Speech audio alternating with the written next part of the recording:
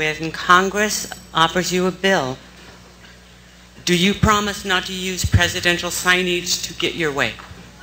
Yes.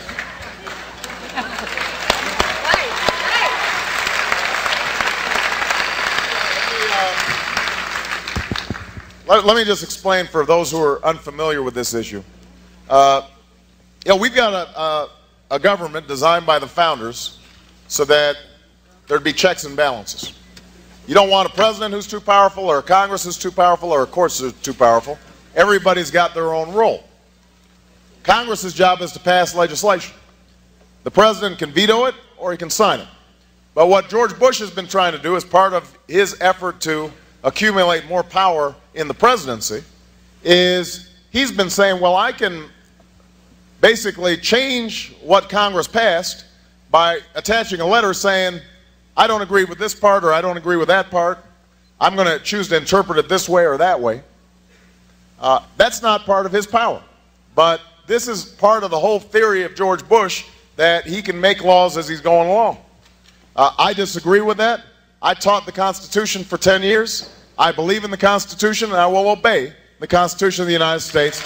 We're not going to use signing statements as a way of doing an end run around Congress. So on Friday, the president issued a signing statement. A lot of people have been talking about it on the campaign. During the campaign, he said in several different venues that signing statements were a bad idea, and at one point he said, we're not going to use signing statements to do an end run around Congress. So why the change in position now? Well, let me make very clear what the president's position, what the position he took during the campaign, because it's been a little bit misunderstood, although most of the folks who reported on this over the weekend got it right. He never said he was opposed entirely to signing statements. I can point you to numerous statements from the campaign where he made clear that every president should retain the right, of course must retain the right, to have signing statements, to raise constitutional concerns and objections with a law passed by Congress that he's signing into law.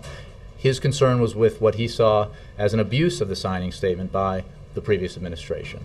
So that the positions he took in the signing statements on the budget bill are entirely consistent with that position. You need to retain the right to, as president, to be able to issue those signing statements, but obviously they should not be abused. Did that position evolve, would you say, over time? Because it was pretty clear in a couple of venues when asked about it. He said, no, I won't sign. I don't have them with me. No, he actually, on numerous occasions, including a question and answer session with Charlie Savage, who was with the Boston Globe at the time and did a lot of work on this issue, made very clear, explicitly, that signing statements needed to be retained. They just should not, and he would not abuse them.